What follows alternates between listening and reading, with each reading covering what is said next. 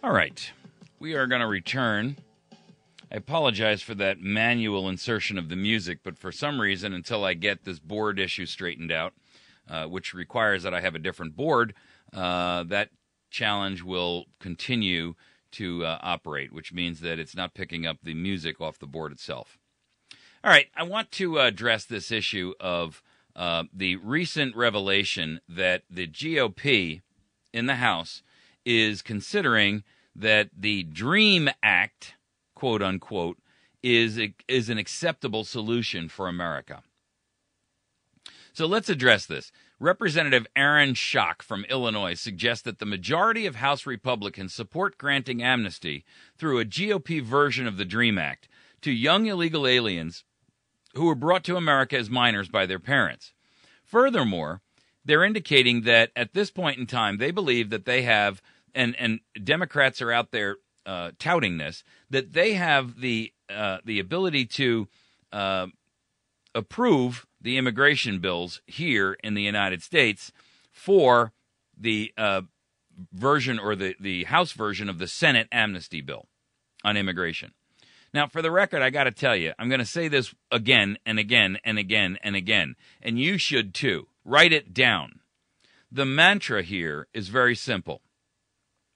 What we need to be saying is this: no immigration is acceptable without first sealing the borders and all illegals registering. And I don't want the border sealing to be approved by anyone who's heading up the Department of Homeland Security or even Congress, because we can't trust them to do what's right by us. What we do need to have is an ombudsman that's an independent representative of the people who works closely and has complete and 100% access to all documentation relating to border security, who will then report back to us and say he or she or that team declares that the border is verifiably sealed. You see, verifiably sealed means verifiably sealed. Not based on the statement or the premise or the promise of some individual who, for all intents and purposes, has a political axe to grind in this game. We can't allow anyone with a dog in the hunt to make that decision and that determination, because we already know that Janet Napolitano, prior to her resignation, was already telling us that the borders are verifiably sealed. If you buy that, I've got some oceanfront property right in the middle of Scottsdale, Arizona, that's perfect for you. You see, the problem here is this. The immigration plan that the Senate has come up with is replete with so many loopholes and so many anti-American policies and principles, and frankly, so many outright violations of law, not to mention boondoggle spending, that any attempt by the House to approve something either similar or parallel or that itself should and will be declared as treason against the American people. You need to get a hold of your representatives. The phone number for them is area code 202-224-3121. Why do I have that number memorized? Because it's a number that you should be using every single day. You should be using it every day until Congress gets the message that for them to approve of the abuse of this immigration bill on the American people, that nothing that they do will be considered or everything that they do will be considered null and void and of no effect. You see, any law that is made outside of constitutional authority is no law at all. And allowing these representatives to believe that the prerequisite of sealing our borders is not necessary is a serious and perhaps even deadly mistake for the United States of America. What has been happening to them and what has enabled them to believe, or I shouldn't say enabled them to believe, what has prompted their betrayal of America is the real question here. I submit to you that they have been compromised, either by money, potential for future position in the phoenix that rises from the ashes of liberty, the phoenix of tyranny that rises from the ashes of liberty, and they've been promised a seat at that table, or it's monetary, or it's ego, or it's their job, or it's photographs of them and perhaps little boys, little girls, a drug problem, a dirty real estate deal gone bad. Whatever the NSA has been compiling on them, that's where the problem lies. There is no other plausible explanation for what's happening today. What we do know is this. These representatives are turning around and stating that they think an immigration bill must be passed. I declare anything dealing with immigration should simply be put off until after the 2014 elections for a number of reasons. The first of which is if we can get control of the Senate in 2014, then we can actually pass a bill that says the borders will be sealed first, verifiably. Then all illegals have and must register within a period of a specific time frame, whether that be 6 months or 12 months or whatever they think is appropriate. And that all immigration is ceased and locked down until that happens. By the way, that's happening in other nations around the world. Do you realize that in England they are actually sealing their borders and saying, we're not going to take any more until we swallow what we've already got in our mouth? You know why?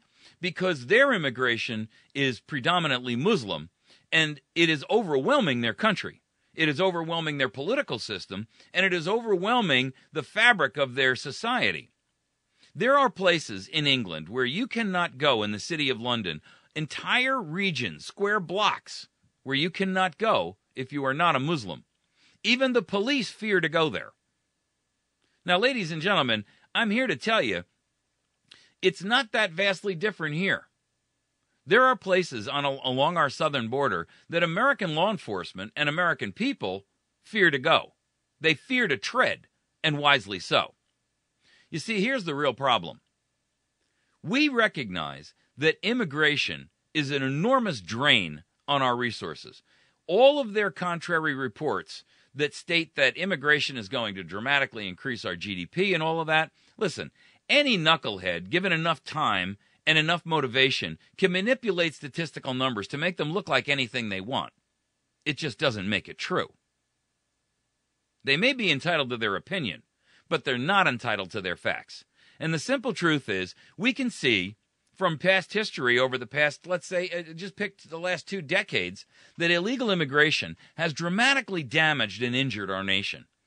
It's injured and damaged our nation in a host of ways. Financially, because there is an enormous amount of resource drain that goes with supporting all of these illegal immigrants. They have completely disrupted our school system and our educational system, because we now have to migrate our school system to incorporate them and put them under the same lowest common denominator that every other American student is laboring under. What that means is this. When you look at Common Core and similar projects that have been shoved down our children's throats over the past couple of decades, what they're doing is they're saying that all children learn at the same pace, at the same time, with the same amount of information, and irrespective of where they reside in the country. Now, you know what? You don't have to be an educator to know that that's a false premise. All you do have to know is that what they're doing is stagnating our intelligent, articulate students who become bored and therefore troublesome and problematic in their behavior, because they are absolutely disgusted. They don't want to go to school. They don't want to go to school because they're bored to tears. They're beyond basic mathematical equations like 2 + 2 = 4. And they're prepared for and ready to accept higher education levels. But they can't move there because all children have to grow at the same pace. Listen, no one has to be a poli-sci or even a psychology or even a sociology degreed representative to recognize that American people have vastly different capabilities, including in their intellectual capacity and their capacity to learn, and or their desire to learn. What we now have is a system where our entire youth is being dumbed down by the prospect of saying that unless all children can move ahead at the same pace, no one can move ahead. And illegal immigrants contribute greatly to that. One, over a language disparity challenge. They don't speak the language. and therefore we cannot mainstream them no matter how hard we try. You can't learn American history if you can't speak the language. About the one thing that you might be able to learn is numbers. Because whether you speak Spanish or you speak English, numbers are the same. But what about science? What about history? What about literature? What about English? What about grammar? Those are things that a language barrier precludes that child from learning. And if that means that they're going to hold back the rest of American society, I've got a problem with it, and you should too. The other area that we know them to be an enormous drain on is the taxation system. Because all of these illegals come across here, and 9 times out of 10, they don't have little Bobby and little Johnny. They've got a passel of kids that ranges anywhere from 3 to 12. All of those kids need to be educated under the aforementioned, already strained system. So now you've got a taxpayer burden, whereas landowners and property tax people payers who own property in these communities are forced to pay exorbitant taxes for the education of children who aren't residents and citizens here. They've contributed nothing to this continent. They've contributed nothing to the principle that we as a nation are all in this together, and they benefit from it with zero potential to contribute now or in the future. In fact, most of them are problematic in many areas, including behavioral areas. They have completely subverted our school system, and they subvert everything about our society, including whether or not they should be participating in our fabric of our society for not only the idea that or not only taxationally and such, but also the idea of the great American history. They're rewriting history to make it sound like what they want it to be, like we stole the whole southern and western half of the United States from Mexico. Come on, folks, that's just not true. You see, these folks are a drain on the resources of our nation. Medically, they are a burden in our hospital systems.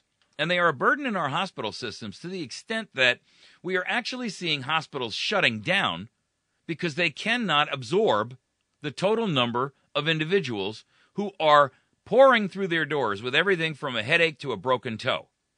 Yes, of course, there are more serious injuries, but the real problem is that because they don't have any health care insurance, they basically use the hospital and the emergency room as their family doctor system. And when you've got 3 to 13 kids, that gets to be expensive very, very quickly. So we know what the problem is with immigration. And I have to tell you, when you come over here and you tell me that you refuse to salute this flag or you refuse to assimilate into our society, we really don't have much else to talk about after that. If you're going to come here and tell me that you don't have to assimilate, that you don't have to swear allegiance to this republic, that you don't have to participate in it fiscally, that you don't have to participate in an educational standpoint, and that our resources are there for your taking, there really isn't much for us to contribute or participate about. I have nothing to say to you. You have nothing to say to me. The only thing I really want to say to you is get out. That's it. Get out. You're not welcome here. Persona non grata. If you're not willing to assimilate, you're not welcome. It's that simple. Don't come here and subvert our culture to your culture because you think that yours is better. If you choose to come here for what this nation will deliver to you and give you in terms of opportunity and growth, then participate in it, respect it, and understand that the culture that you hate so much is the one that you've come to voluntarily and willingly. You cannot deny the reality and the reasoning behind that, nor can you deny the logic. If you want to bring your dirt from wherever you came from, your socialistic mentality from wherever you came from, then what do you think originally gave this country the opportunity that you now want to participate and partake of? It wasn't those things. And if what you're expecting is that to continue, I'm here to educate you, it won't.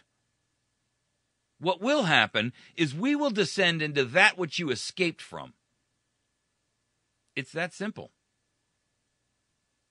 People have seen that within communities just in the United States. We've seen that in the total number of people who, for all intents and purposes, have left and migrated to various locations in the United States, and they bring with them their urban or their suburban mentality, and they immediately go to an area where freedom is considered to be sacrosanct and start demanding that they have the same types of restrictions in those communities that they had in the city they came from. Country folk don't want that. That's why we live here. And if you expect to move here, then you have to be willing to live under the rules that are here. Don't come here and say you want instantaneous zoning to clean up the Ozarks. Why? Because that's not what we want. And if you came here for its beauty and its refreshing way of lifestyle, don't expect that lifestyle to continue if you want to bring California-like regulation to the area. You see, you're going to create the self-same prison that you escaped from. And we don't want a part of that. The same applies to international immigration. The simple truth is this. If you're going to violate our law and cross our border illegally, you're not entitled to a damn thing. We don't care who you are, where you came from, or how you got here. If you intend to violate our law, that shows us right off the bat that you have zero respect for this nation to begin with. And that tells me, until you are willing to apply and come in here legally the right way, we don't really have much else to discuss. We don't owe you anything, especially amnesty, especially the right to vote, especially the right to imbibe and participate in taxpayer revenues for your benefit. You don't have a right to health care. You don't have a right to housing. You don't have a right to food stamps. If you've come here illegally, you don't have any rights at all. And that is the reality of it. Now, you may argue, you may say you have a right to be here. I declare that that's false. I have no more right to go into your country and seize resources from your nation than you do to come here. I don't get where you think that you do. I don't understand the concept and the premise of where illegals believe it is their right to come here and be treated differently. The immigration bill from the Senate, first of all, has a couple of major problems. One, it opens the door to chain migration. Chain migration means that everyone who comes here then can open up the door to all of their related relations. And the problem is that, first of all, we don't want that. Secondly, that's not good for us. And third, and perhaps most important, there's no way to prove those actual relationships. Why? Because they don't have birth and death records like we have in the United States of America. It's that simple.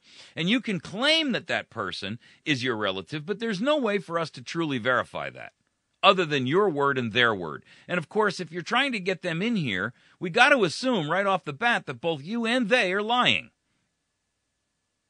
That's human nature. And we shouldn't overlook that. What we do need to do is make it abundantly clear to our representatives that the bill that the House, that the Senate passed, and any portion of it thereof, is not acceptable to us as the American people.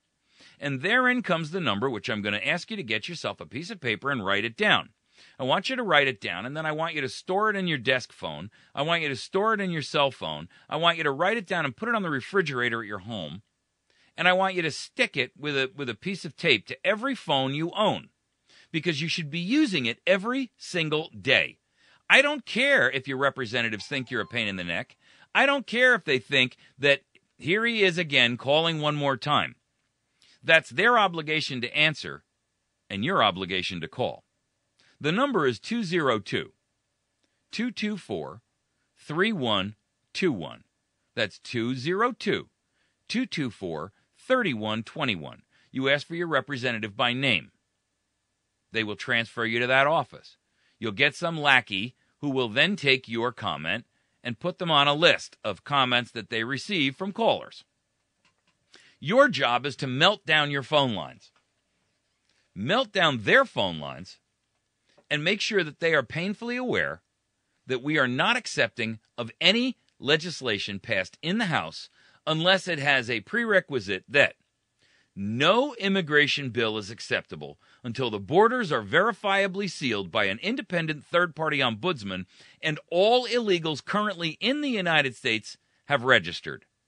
Then and only then can we have a discussion relating to immigration. Then and only then. No immigration without a verifiably sealed border, verifiable by a third-party ombudsman who is not a government employee and not subject to being compromised. And all illegals must register. Now, I have no problem with the fact that we should have a registration system that says if you live here, you have to come forward and within a 6-month or a 12-month, whatever the appropriate window is, register here as an illegal alien. Doesn't mean you're subject to instant punishment. It means that we need to know who you are and where you are. And like every other offender on probation, you'll be required to keep us notified of where you are, where you're working, how you're paying your taxes. When you're on probation, your probation officer demands to know where you live at all given times.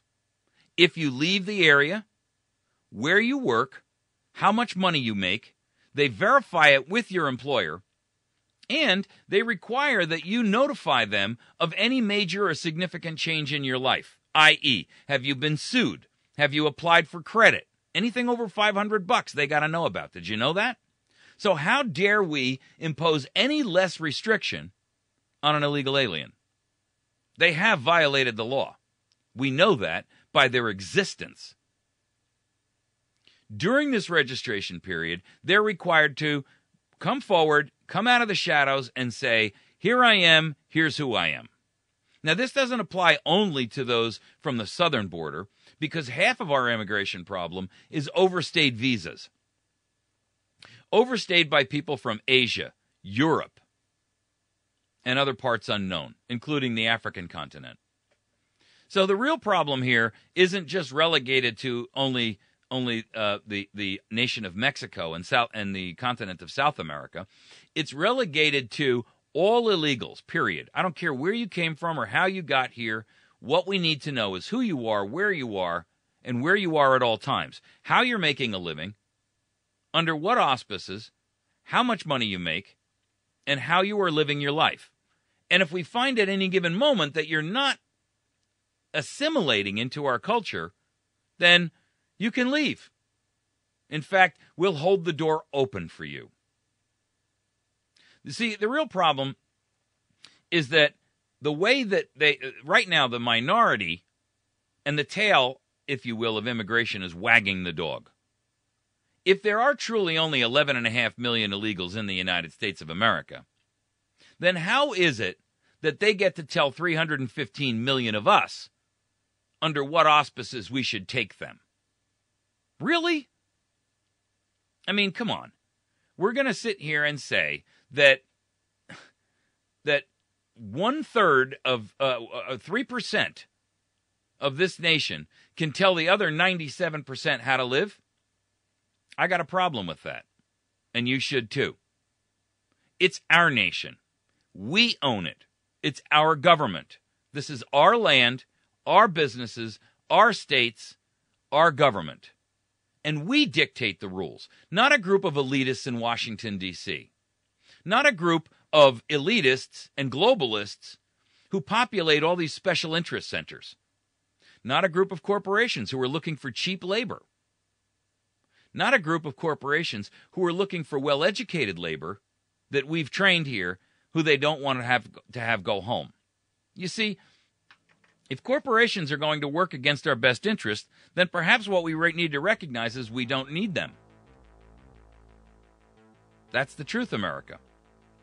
All right, we're going to jump on our next section to the NSA surveillance. This is our new 2-hour show every day We are going to be moving to that, or we've now migrated to that format, and we'll continue that every day going forward. You're listening to America's Voice Now. Please find us on the web at americasvoicenow.org. Find us on Facebook at facebook.com/America's Voice Now. And then find us and this and every other show that we do on YouTube at our channel at youtube.com/America's Voice Now. Thanks for joining with us. We'll be back in just a moment with our third and fourth segments. Third is surveillance, and fourth is GMOs. Hot topics both. We'll be back in just a moment.